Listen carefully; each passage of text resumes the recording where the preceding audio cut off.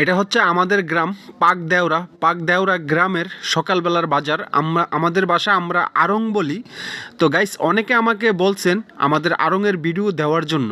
তো তাই আমি চলে আসলাম আমাদের গ্রামের বাজারের ভিডিও করতে। সকালবেলা কষ্ট করে ঘুম থেকে উঠে, আমার সকাল সকাল ঘুম থেকে উঠার অভ্যাস নাই, তারপরেও আজকে আপনাদের অনুরোধে আমি সকাল সকাল ঘুম থেকে উঠে ইনশাল্লাহ চলে আসছি। তো গাইস আমি দেখাবো। আর এখানে এসে আমার ছোটোবেলার অনেক কথা মনে পড়তেছে। আম্মা হিসাব করে টাকা দিয়ে দিত, টাকা এখান থেকে 1-2 টাকা বাঁচাইয়া কত কিছু খাইতাম আর কি। আর এই যে দেখেন কত সুন্দর সুন্দর টাটকা মাছ। আর এই যে শাক সবজিগুলো দেখতেছেন, এগুলো সব হচ্ছে জমির, অর্থাৎ ক্ষেতের টাটকা সবজি, শাক সবজি। আর এখানে কিছু দোকান আছে, এগুলা বাহির থেকে ওনারা কিনে আনে আর কি। এই যে দেখেন শাহ আলম কাকা কাঁচামরিচ বেচতেছে ওনার নিজের ক্ষেতের। আর এই যে ধনিয়া পাতা, ফ্রেশ ধনিয়া পাতা। আর এই যে টমেটোগুলো সাজাই রাখছে ভাই। আর ওই যে কাকা বেচতেছে দেশি হাঁসের ডিম, দেশি মুরগির ডিম, তারপরে পান, এগুলো বেচতেছে আর কি। আচ্ছা, ওই যে টমেটোগুলো বলতে চাইছিলাম, টমেটোগুলো দেখেন কত সুন্দর করে সাজাই রাখছে, মনে হয় যে আপেলের মতো, এই যে আপেলের মতো সাজাই রাখছে।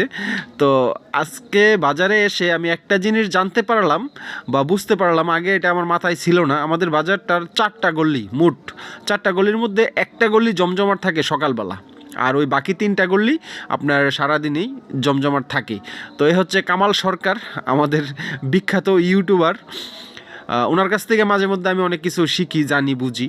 তো ওনার দোকানের সামনে থেকে দেখেন জায়গাটা কত সুন্দর লাগতেছে। আর এই যে এটা দেখতেছেন ওই সাইডটা গেল, এটা দুধ বাজার আর কি। তো তো আমি এখন দুধের বাজারে আছি। আর এই যে দেখেন মাশাল্লাহ কত সুন্দর যার যার গাভীর দুধ নিয়ে আসছে বাজারে। আর এই যে বাজারে কিন্তু দুধ থাকে না, যা নিয়ে আসে ইনশাল্লাহ তাই চলে যায়।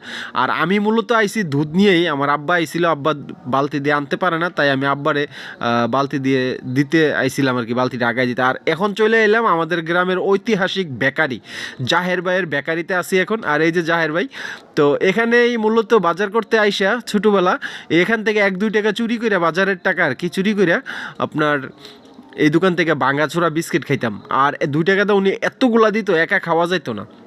তো এই যে পরোটার দোকান আমাদের একমাত্র প্রচুর চলে, আমাদের বাজারের একমাত্র পরোটার দোকান প্রচুর চলে মাশাল্লাহ, আলহামদুলিল্লাহ।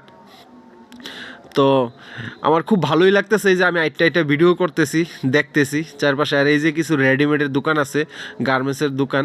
আর এই সাইডটা হচ্ছে সেলুন। তারপরে আমাদের বাজারে ডাচ বাংলার বুথ আছে। ডাচ বাংলা কি বলে, কি ব্যাংক জানি বলে এগুলোকে, শাখা ব্যাংক না এরকম কিছু আর কি একটা, agent bank, sorry agent bank. আর এই যে আমি বারবার আবার সবজি বাজারে চলে আসলাম, বারবার আমি এটাই দেখাইতে চাইতেছি যে আমাদের বাজারের যে সবজিগুলা বা কিছু পণ্য আছে একদম টাটকা ফ্রেশ বিষমুক্ত পাবেন আর কি। হ্যাঁ, আর গ্রামের মানুষের কিন্তু একটা সুবিধা, আপনার দৈনিকের বাজার দৈনিক করে, এই একটা সুবিধা, এটা সবসময় টাটকা ফ্রেশ জিনিস খাওয়া যায়। তো এই সাইডটাতে ভিডিও করতেছি, এই সাইডটাতে একটু ভিডিওটা অন্ধকার আসতেছে। আর সবাই আমার ভিডিওটা একটু কমেন্ট করে জানাবেন ভিডিওটা দেখা যে ভিডিওটা কেমন হয়েছে। আমি বাজারে আসছি, আমি ভিডিও করতেছি, অনেকে আমার দিকে চায়া থাকে আর কি, চায়া রইছে, কিন্তু আমার কেমন জানি লাগতেছে। বন্ধু জালালে সবজি নিয়ে আসছে, সিম, বরুই আর কি কি জানি নিয়ে আসছে।